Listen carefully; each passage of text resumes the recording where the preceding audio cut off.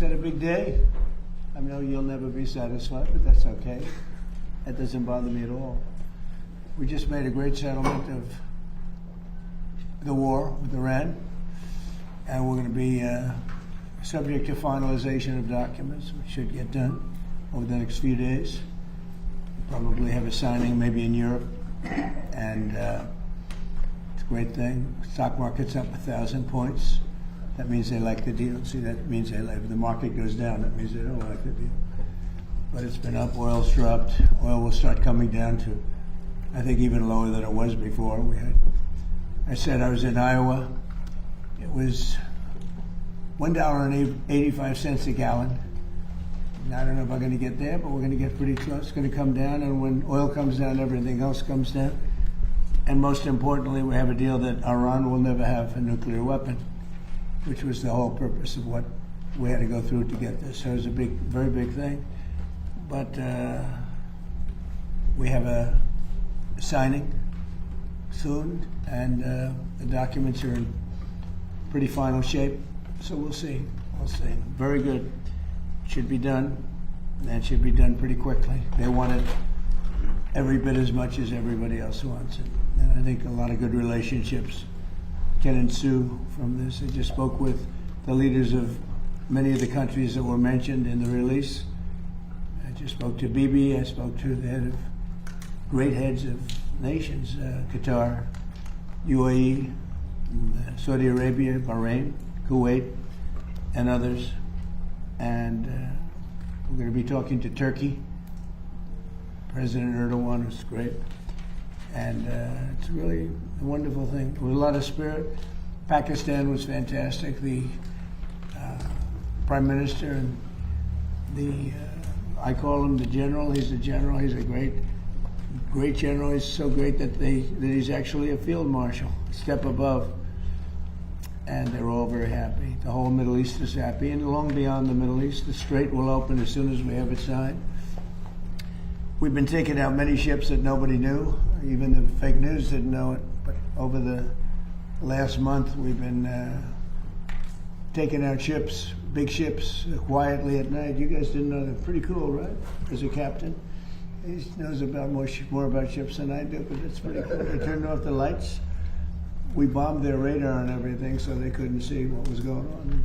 We took out some nights 25 ships, some nights 15. Last 4 or 5 nights we did 25, 22, 21, 26, 18, and 14. Who else would remember those numbers? Nobody.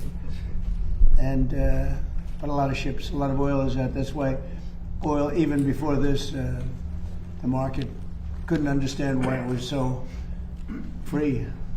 There was more oil than they thought. What they're trying to, we took them out at night, and that with the Strait will officially open as soon as we sign, which could be soon, very soon, maybe over the weekend. In Europe, I won't be able to be there, but JD will be there, Vice President, and some of the people. Steve Woodcock did a great job. Jared. So we'll take some questions, but right now we're here to talk about fishermen and fisherwomen. Okay? We have, they're great people. And I guess I'm a little prejudiced because they all voted for me. Would you say I got 100% or just 110%? I think if I didn't, we'd have a surprise. 110%. We'd have a big surprise.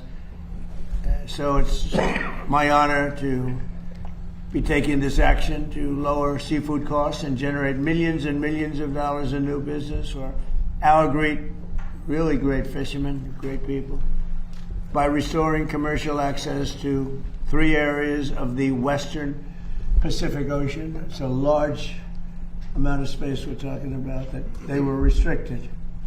Other countries would use it, but our country couldn't use it. You ever hear anything so stupid? I want to thank Secretary of Commerce Howard Lutnick, Secretary of the Interior Doug Burgum, Alaska Governor Mike Dunleavy, and Congresswoman Kimberly King Hines for joining us today. We appreciate it all very much. Thank you very much. Thanks as well to Captain Sig Hansen, a superstar. Him and Tom Cruise are the 2 biggest people in entertainment. Thank you very much. Great job. and Pacific Seafood CEO Frank Dulcich and his sons Dominic and Charles, and many more dedicated fishermen and seafood industry leaders. We have some great leaders here, and your product is amazing. It's been going along for a long time, right? Seafood. It's amazing and doing great.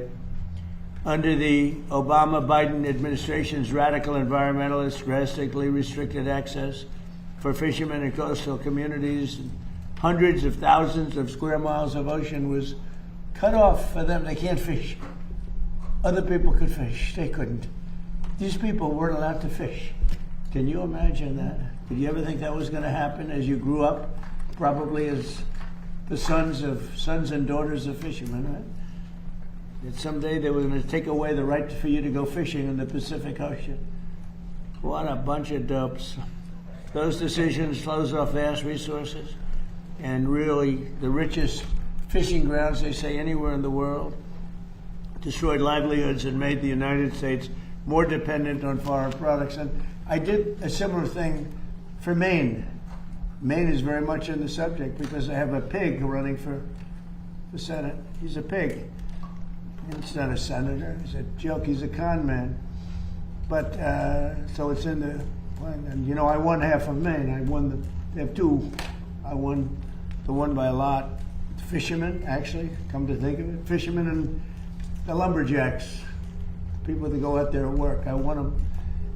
So I love Maine. But it's amazing. They had I think it was 500 mile by 500 mile, massive amount of the Atlantic Ocean.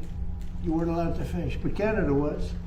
Japan was. They all came in and fished, but our people weren't allowed to fish there. That was put in by Barack Hussein Obama. Have you heard of him? Barack Hussein Obama and Sleepy Joe Biden. And it's a shame. I mean, a shame. But I did it a little while ago and opened it up to them. Twice I've done it now, Peter, right? Sir. Peter Navarro, the great Peter Navarro. And I did it twice. I did it, and then they had a rigged election, and I wasn't here. Totally rigged election, just like what was happening in California. You see what they got the kid out, and then they were doing the same thing to Steve Hilton. And I started bringing it. I said, look, they said it's going to take 2 more weeks.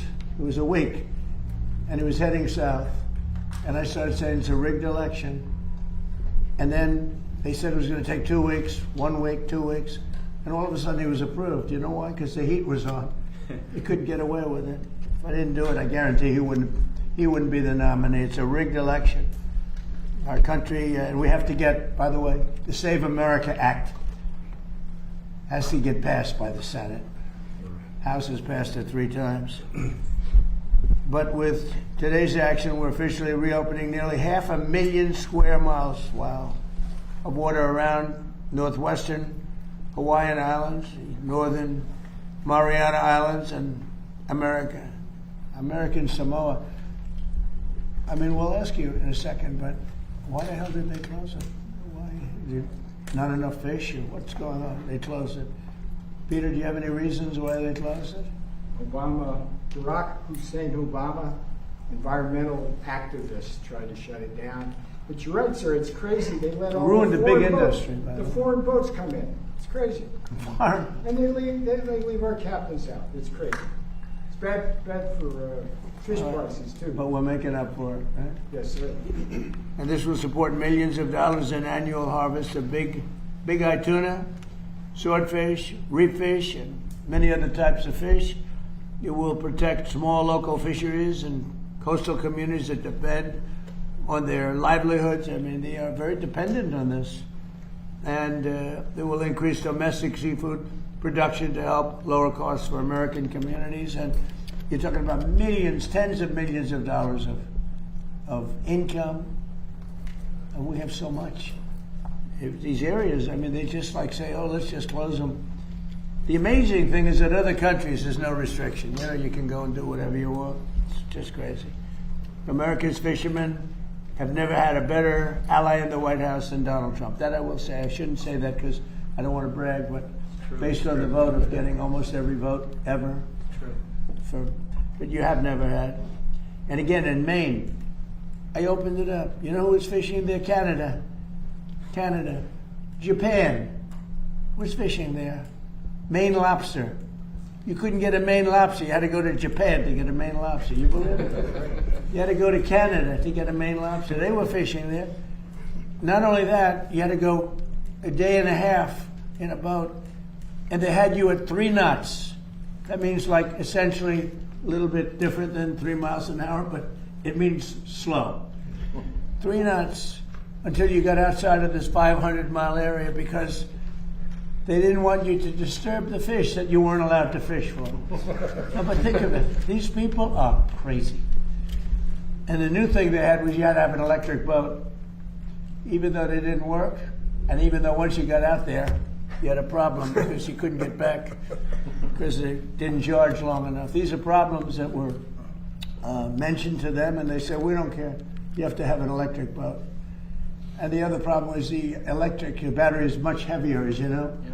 So the boat has a tendency to sink. And they were forced, you know, by 2030 or so, you were forced to have an electric boat. I don't think you were too happy with that, right? Not at all. Anyway, but this is going to support millions and millions of people. America's fishermen have just, they're special people.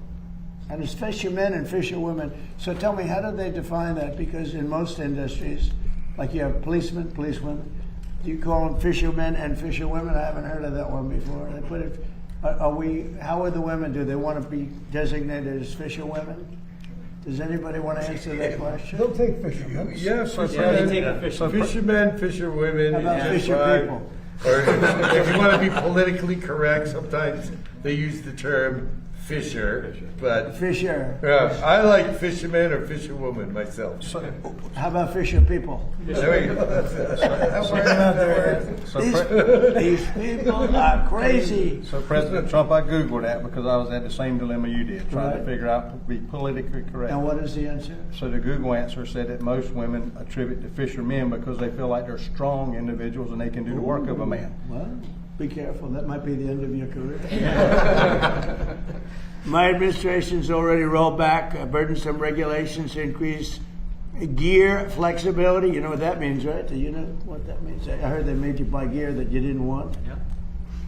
And that didn't work. Other than that, it was quite good.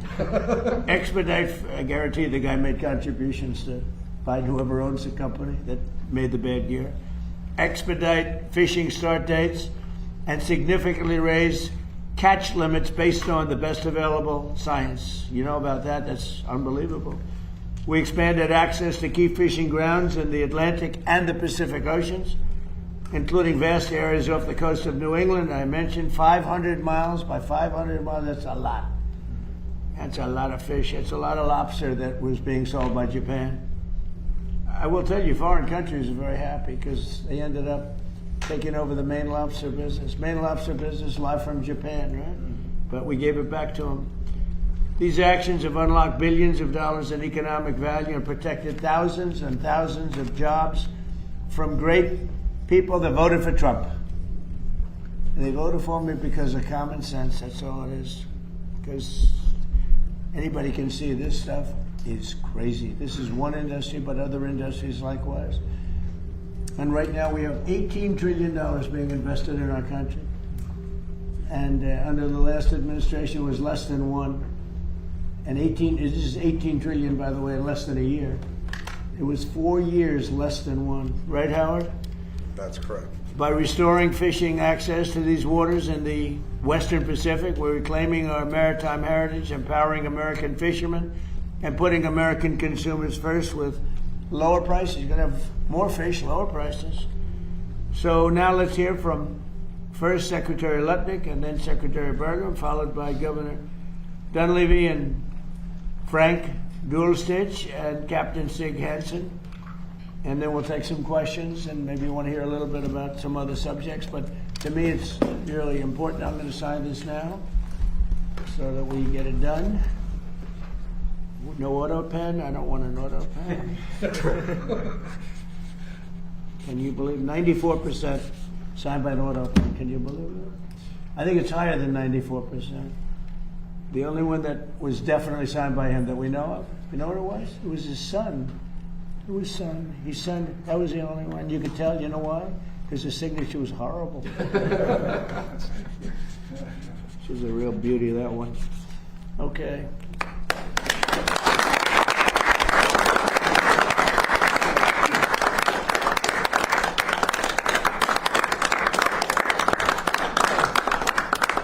Do we want to do some questions? Mr. President. Do we like to speak? Yeah, go ahead. So, this action, 500,000 square miles were closed to American fishermen. You couldn't go and fish.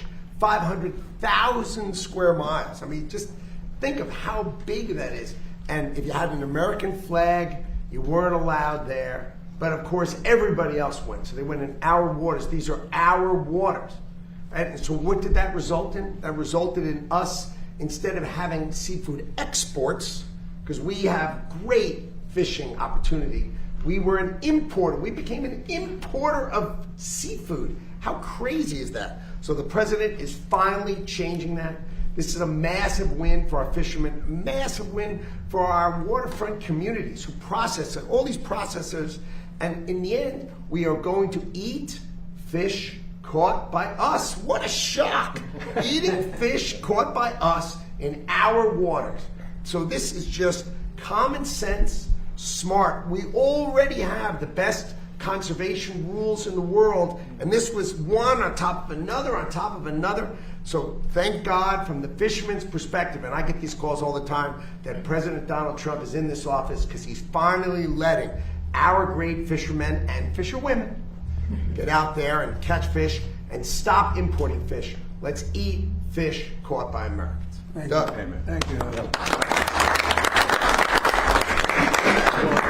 Echoing that, with President Trump's leadership, this is another promise made, promise kept by President Trump, that he was going to roll back these job-killing, community-killing, industry-killing jobs.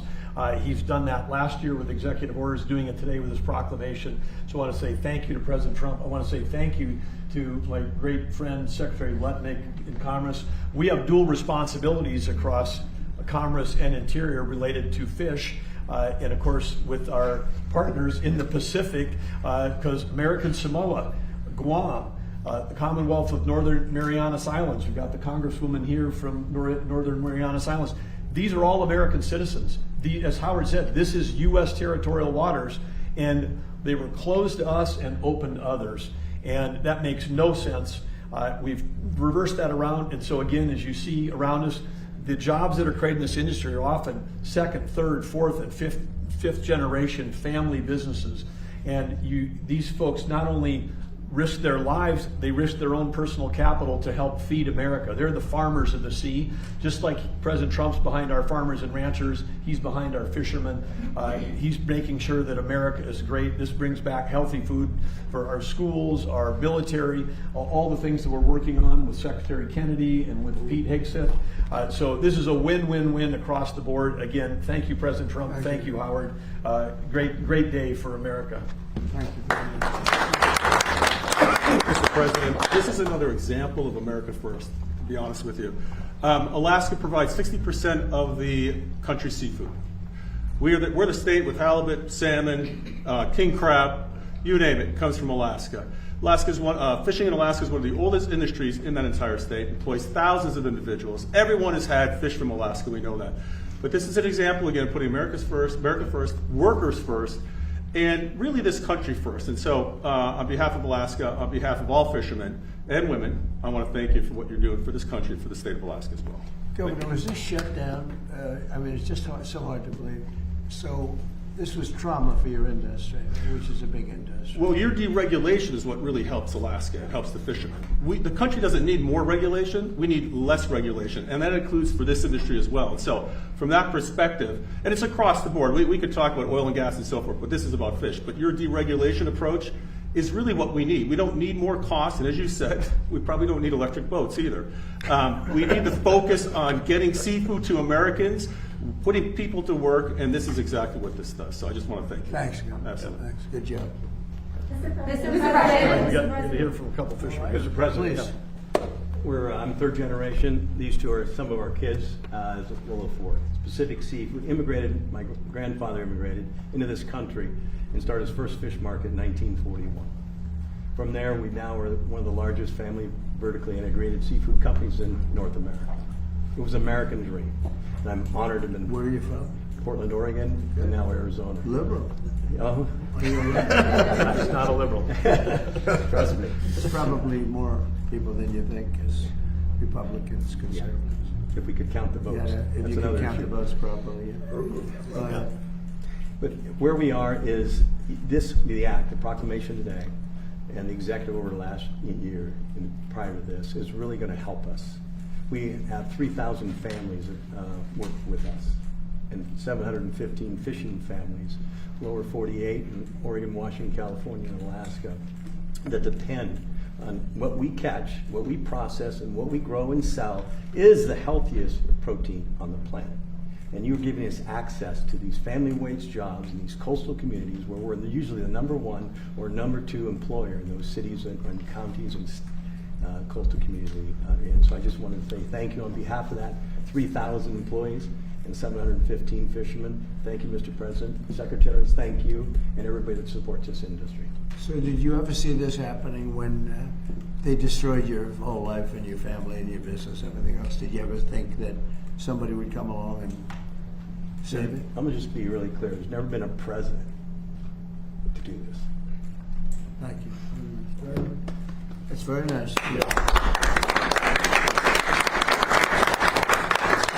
I just want to say, Mr. President, that, my father always said, always give credit where credit is due. And I'm here representing the working man, the fisherman. I am one myself, as you know. And, I spent a couple of months with you on The Apprentice, and I saw your work ethic there. And I got to tell you, I understand that I can't fathom how you can do all this and how you can get the time to do what you do and representing us and helping the fishermen the way you've done. It's mind-boggling to me, because I know you got your hands full, but putting us on that pedestal and backing up our industry the way you have, it's just phenomenal. And I got to say, I've been fishing since I was 12 years old.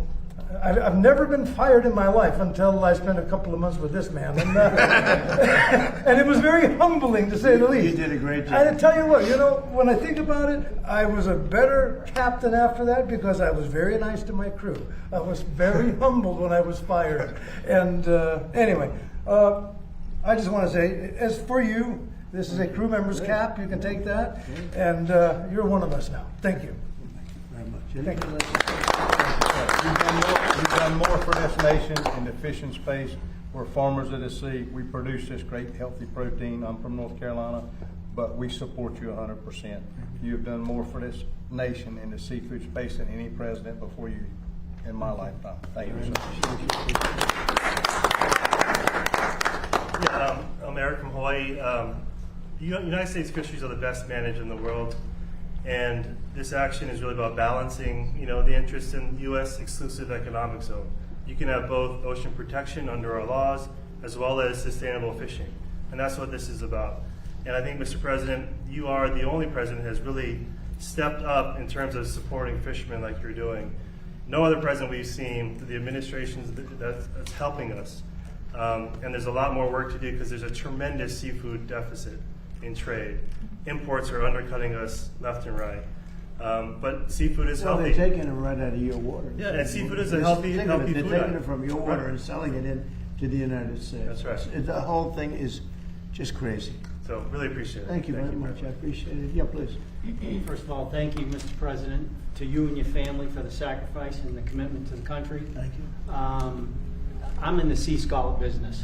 I don't know who likes sea scallops, but New Bedford, Massachusetts is a port that is recognized as the highest grossing revenue port in the United States.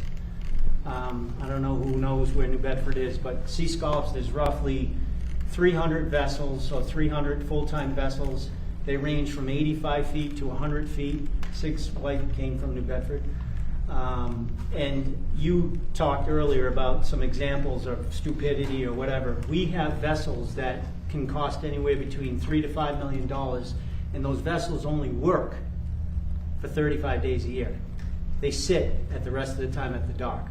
So we need certain things that could help us, and I know that this, because of your executive order, and it's a game changer. That order is a game changer for us.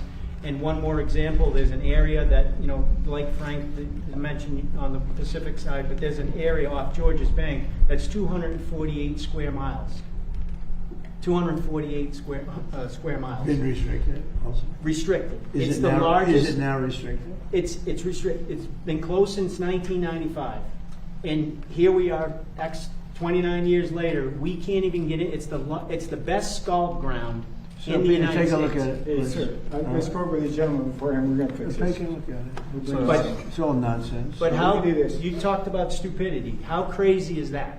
We haven't been able to get in there for 30 years, and it's been environmentalists. Do other people get in? There's lobster guys in there. There's From some other codfish. countries? Yeah, they cut it. Well, mostly the United States, but it's the best scallop ground that we have in the United States. How do In that they get area. in if it's restricted? Well, they can get in. We can't. They won't allow scallop fishing in there. Oh, I see. So it's prohibited from us. Crazy. But there's, I mean, just think of a boat that we have that sits, and we're working, and I just explained it to Secretary Letnick about, we're right now pretty close to where we could easily take a permit and put another permit on it, but why should we let these boats sit at the dock for 330 days? Yeah. It's crazy, so We'll look at that. thank you so Thank much, and we appreciate it. Thank you very much. So I'm a federal advisor on the Sea Scout plan, Right. President Trump, and I spent a lot of time helping advise the council how to manage that fishery. It's the best managed fishery in the world, bar none of any fishery we have. But it's ludicrous to allow those scallops. They live about 8 to 10 years, and we've already gone through 3 different cycles of those scallops maturing and dying that we're not harvesting. There's a way for us to do that, and your So you director of think marine it's a fisheries, positive as opposed to a negative?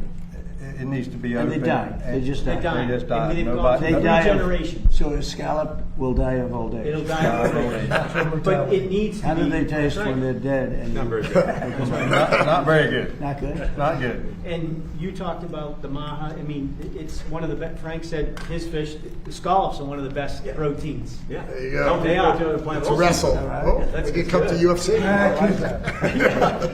Anybody else? You guys okay? Another thing Thanks, too, Evan. the price of crab has tripled for us, so we're not getting that competition from other countries, which is from Explain that. Go ahead. Russian product, for example. So tariffs. And, Not coming in the country. Our price just skyrocketed, and it sells. People buy it. It's all U.S. and You that's want to your have product coming in from? So in other words, at the dock, we received triple the amount of what we've seen in the past. So the demand is there, and people buy it. So, Okay. President yeah. Trump, we have a fisherwoman that would like to. Yeah, sure. Hi, Mr. President. My husband Sterling here. How are you? I'm doing well. He's an Alaska Bering Sea crab fisherman, and I'm a farmer's daughter from Iowa. Good. Good. And I just Good wanted to- combination. It is harvesters. We're both harvesters. I just wanted to say thank you for your leadership and representing not only fishing families but the farmers to help make American agriculture, and not only that, but Alaskan seafood the best Very in the good. world. Thank you very much. Yes, thank you so Great much. couple. Thank Thank you. you. It's a good combination. I like that. Right? Yes. Thank you. Thank you, sir. This is a question that will directly impact the fishing industry. Fishermen cheered and support you in your fight to stop offshore wind turbines because experts say that they destroy the commercial fishing industry, not to mention they're a national security threat, as you've highlighted. Does your administration plan to continue to fight the judge's ruling that's allowing for the continuation of the turbines right by Jamaica States, right where you live, off of the Atlantic? I know. 154 of them are going to litter the sea. Will you put a stop to that, Mr. President, now that Kathy Hochul broke her deal about the pipeline? And she did break her deal. Doug, do you want to answer that question? Because I am for it. She broke her deal by stopping a pipeline. She wanted to stop a pipeline, which was so good for New England and so good for Connecticut. And she broke her deal. What do you want to do on that, Doug? Well, I want to say, first of all, absolutely, positively, the construction of these wind towers have an effect on fisheries. We've had multiple roundtables between NOAA, which is part of Commerce, and Interior, which manages all of the offshore leasing. So plenty of evidence that destroys fishery. Number two is marine mammals, which Howard has in NOAA. It's affected. We've had more whales wash up on shore during the construction of these offshore things. So it's not great for marine life, not great for fisheries. We also have the report from Secretary Pete Hegseth, which conclusively this is a national security threat, and we should understand this was thrown out by the Democrats and said no, it's not. It can't be a national security. They're just making it up. Other countries, including Sweden, have canceled offshore wind projects because of national security issues. And all you have to do is pay attention to the way the wars are being fought today. It's autonomous on autonomous. A lot of it low altitude. These wind towers that President Trump has worked to try to stop. The towers themselves can be 600 feet. The blades are 250 on top of that. You could launch an attack on the U.S. in the Northeast, in our most populous area, with a bunch of autonomous drones coming through a wind tower field, which cover thousands, if not tens of thousands of miles. That level of attack would be undetectable until it came through because of the radar interference. And then we know that there's autonomous undersea activity going on now. That's happening in the Gulf with advances in technology on all sides. The sonar, the vibration of running the wind towers affects the undersea sonar. So it's a huge national security threat, bad for marine mammals, bad for fish. President Trump is going to keep fighting for what's right for this country. Could you stop the blades right now? They're coming over from Asia right now. They're sending the blades to start installing them. So it's sort of pending. Yeah, well, and then on top of that, it's the most expensive electricity, it's weather dependent, it's intermittent, and it's foreign sourced, as you say. Terrible, So, and they do affect fishing, and it's very bad, and everybody's against it. Yeah, please. Mr. President, on Iran. Go ahead. Mr. President, on Iran, how confident are you that there will be a signing this weekend? Because you have come close to sealing a deal, but at the last minute it has fallen apart. And It'll be soon, maybe this weekend. And has the Supreme Leader approved this deal, sir? I understand the answer is yes. And when this deal is signed, is the United States going to immediately lift the blockade? Yes, that's part of the deal. And just And one. you'll have oil prices dropping like a rock. And sir, have you actually secured an agreement on the discussions about the nuclear material and the nuclear negotiations? Yes, Has conceptually Iran... on that, and nobody's getting close to it because it's buried under a mountain, basically. There's B-2 bombers that did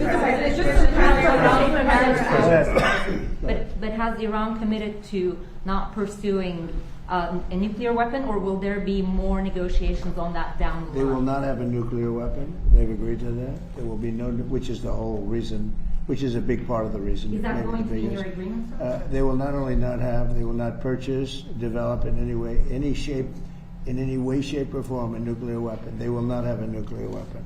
Mr. President, Just to follow up on that, you have said before that Iran and the United States were close to a deal. It has not happened yet. Why are you so convinced that this time is different? Because they've taken a pounding. They've taken a pounding like very few people could take, and they want to make the deal a lot more than I do. And we could have had it done the other way, I guess, but it would have taken longer. They got hit very hard recently, as you know, and I don't like to have to do things that way, but I felt it was necessary. It's a great deal for the United States and for the Middle East, and I think ultimately great for Iran because they'll be able to build up their country and other country. I really believe it's a regime change because I find these people to be much more rational than the people that are no longer with us. We knocked out the first team of leadership, the second team of leadership. There's a different group, there's a different level, and I think it's frankly a smarter level, and it's a level that has reason. And they've all approved the deal. Everybody's approved the deal. Now we'll get it finished up, and hopefully that'll be done. We will not have Iran having a nuclear weapon, which is very important to these people behind me. We can talk about fishing. There won't be anybody to fish. The fish will still be around, I guess. They're probably going to be affected too. We're not going to let it happen. So Iran will essentially, most important paragraph to me, Iran will in no way, shape, or form have a nuclear weapon or purchase a nuclear weapon. Is this just a concept of that agreement when it comes to nuclear? You said this was just a concept of that agreement. So is this just essentially setting the stage for deeper talks on nuclear? It's a very strong memorandum of understanding that is a little conceptual, but it's something that's going to get done. And if it doesn't get done for any reason, which I can't imagine that not happening, they want to sign it as much as I do or more. I would say they want to sign it more, maybe a lot more. But it's a very detailed memorandum of understanding, also agreed to by many other countries that have great influence over them, and everybody wants it done. So it's going to get done. The President suggested yesterday that Iran may be tapping along the U.S. Those were the words that you used. What makes you believe that they are sincere this time in wanting to pursue diplomacy? It's the level of enthusiasm for getting it done. And we were hitting them very hard for the last 3 days.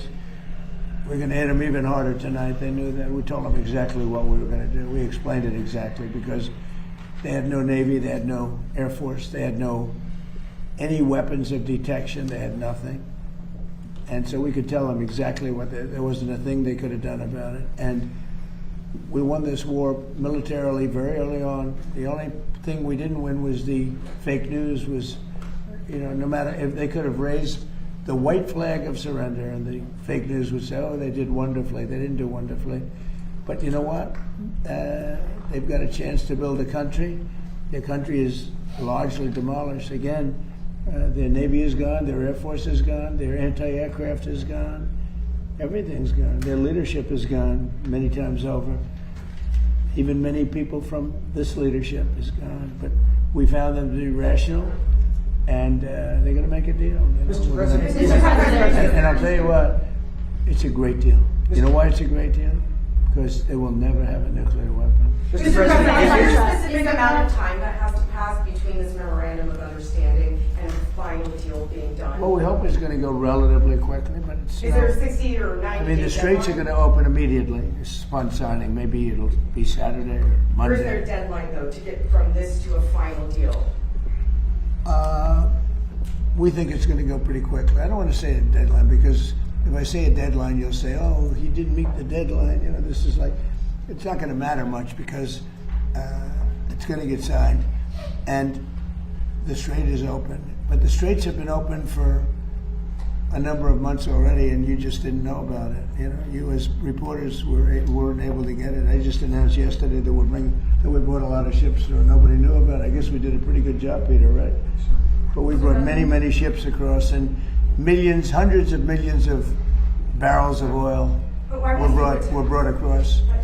Mr. President, and there wasn't a thing that anybody could have done about that. Yeah. Is the Card Island operation off the table, and are you ruling out? Well, now it would be. If we signed this agreement, it would be. They weren't so thrilled when they heard that that's what I would have done. And I just don't think, I like it great. Look at Venezuela, how well that's worked out. We paid for that war many times over.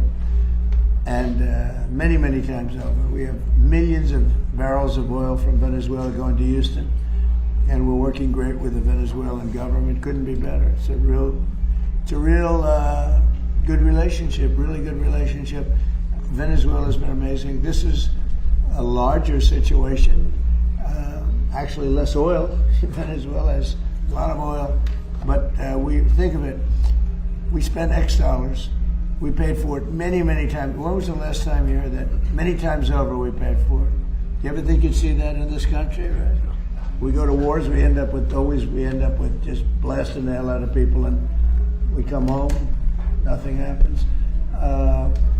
Venezuela was amazing, and this is amazing. Yeah. Mr. President, are you considering using or drafting an executive order to extend FISA or to continue using Section 202? Well, the Congress wants me to do it, and let's see what happens there right now. Republican leadership wants you to do it. Well, I put out a statement, sure. It's very important. It's very important for our military.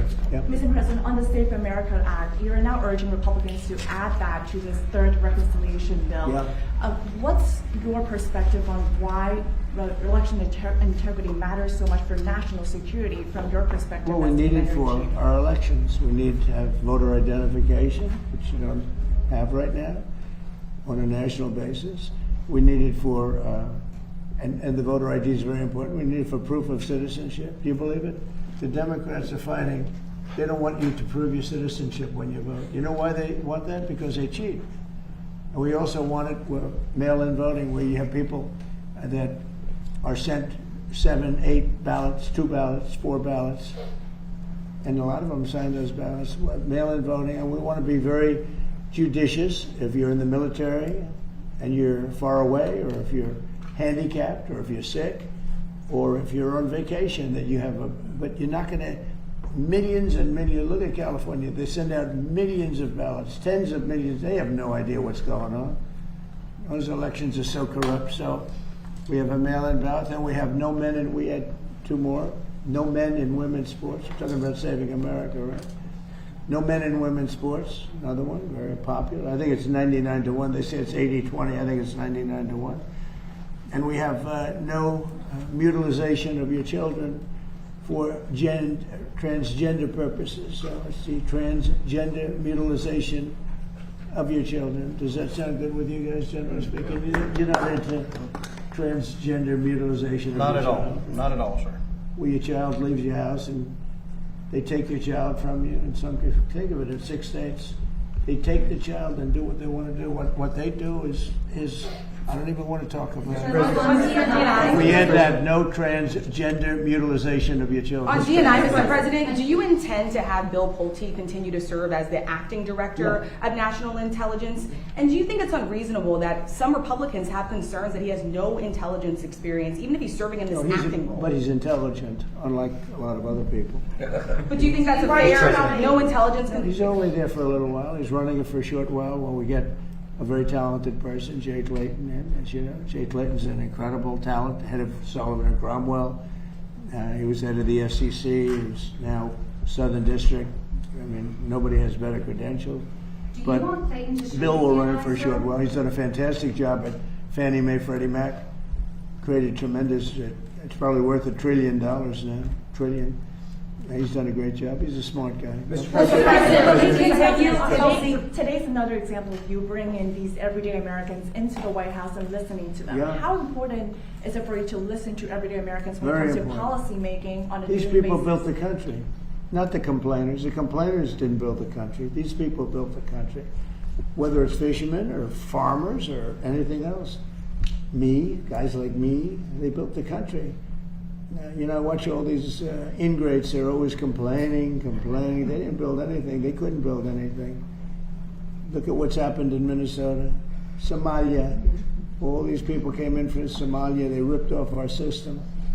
You have the woman who married her brother. She came in and married her brother. Isn't that wonderful? And then she talks about the Constitution of the United States. She comes from Somalia. They don't have constitutions in Somalia. They don't have police. They don't have all they have is people that run around shooting each other. And then she comes and tells us how to run our country. I don't like it. These people don't like it. I can tell you. I think I can speak for you. Yeah. She comes in, Ilhan Omar. She comes in. She tells us how to run the United States of America. And she comes from a place without anything, probably among the worst countries in the world. And she says, the Constitution of the United States protects me. She shouldn't be protected. She honestly, she should be thrown out of the country. She's corrupt. And most of the people that came in are corrupt. And the whole voting system is corrupt in Minnesota. I won Minnesota 3 times, easily. I won almost every county. But they didn't give it to me. It's a corrupt system. Very corrupt state. The governor is terrible. The attorney general is terrible. They're all very corrupt people. Yeah. Sir, on just that supplemental, do you think there's enough support from Republicans in Congress I hope to so. pass it? I mean, any Republican that voted against it would be. McConnell and Collins say they don't think Well, it's gonna McConnell's an angry man. He got thrown out of his position. He's an angry guy. He should be very thankful to me, because if I didn't win, he wouldn't have gotten to appoint. I appointed the judges. He didn't. He gets credit for appointing judges. He didn't appoint anybody. I did. You know how I did? I won the election. And then I picked judges. And the judges ended up getting approved. And they said, oh, didn't he do a good job? He didn't do a good job. What the hell did he do? I won the election.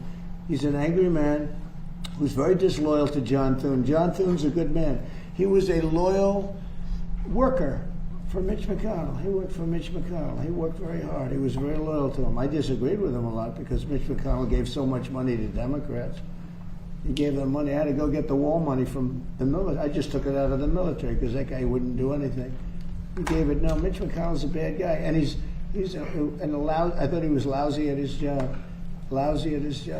But when they give him, the only thing they give him a lot of credit for judges. But I'm the one that got the judges. You know why? I won the election. If I didn't win the election, he wouldn't have had any judges.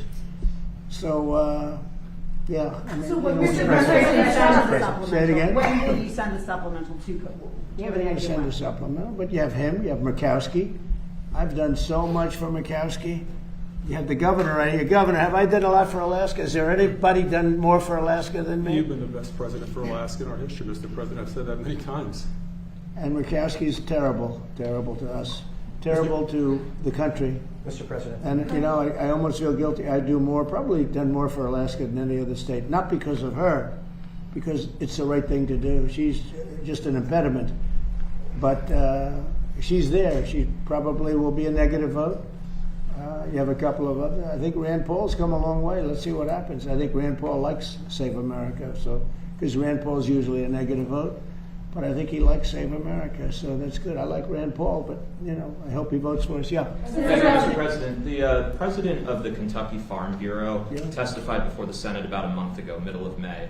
At that point, he said that the pricing and availability of fertilizer was a crisis for farmers. And he said the war was not helping that. And he said we need the government to step in and provide economic help. Even if you do make a deal in the next couple of days, that was a month ago that farmers were saying they were in crisis. Do you think there needs to be federal aid specifically for farmers because of the war? No, it's fair. You know, I gave the farmers $28 billion in my first term because they were taken advantage of by China. And I charged China for it. I put tariffs on, and China paid us hundreds of billions of dollars. And I took $28 billion out of the tariffs from China and other countries that treated our farmers very badly. I gave them $28 billion. And I'm looking at that, actually. Well, the war is the primary impediment, which is now going to come down from Ukraine. You know, a lot of it comes out of Ukraine and other things, but other places. But no, the farmers have a problem with fertilizer, but that's all coming down now. And your fuel is going to be, I think it's going to be lower than it was 4 or 5 months ago. 4 or 5 months ago, we were doing unbelievable. But remember this, if you look at Biden, his oil prices, without saving our country, saving the world, by going out and saying to Iran, you cannot have a nuclear weapon. If I ask these people about Iran having a nuclear weapon and they're going to have to go through some pain, I mean, I don't think, I hate to really do it because it's a little dangerous. Every one of these people are going to say, you cannot let Iran have a nuclear weapon because they'd use it. You want to see turmoil? You want to see death and destruction? Let Iran have a nuclear weapon. So, but I am looking at doing a form of help because of fertilizer. But fertilizer is going to come way down as soon as this is on. And then a political question, if I can. Next week, there's a big runoff race in Georgia for U.S. Senate. You notably endorsed a candidate for governor there. You haven't endorsed for U.S. Senate between the two Republicans. Why not? I may do that, but, you know, every time I endorse, they win. It's been a pretty amazing track record. I was 18-0 this last week. And a lot of them are insurgents. What? Do you regret endorsing Randy Feenstra in Iowa? The man running against him was all Trump. And the only one out of hundreds of races, hundreds, I'm glad she brought it up. You know, she's got to bring it up. There's a gentleman in Georgia that I endorsed who was much less Trump than the other man that won, as you know. And had I been given the proper information, which I don't think I was, I probably would have endorsed the other person. Or not endorsed at all, but I would have endorsed the other person. The other person was much more Trump, as you know, than Randy. Mr.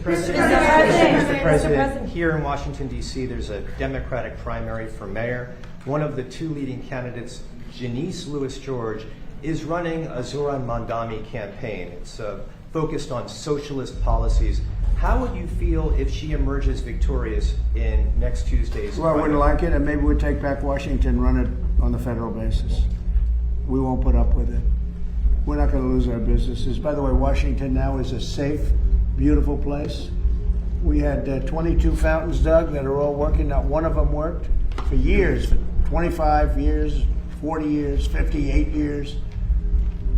The pool didn't work from 1928 it was built. It always leaked because it was done in stone. Now it's done properly. It's not going to leak at all.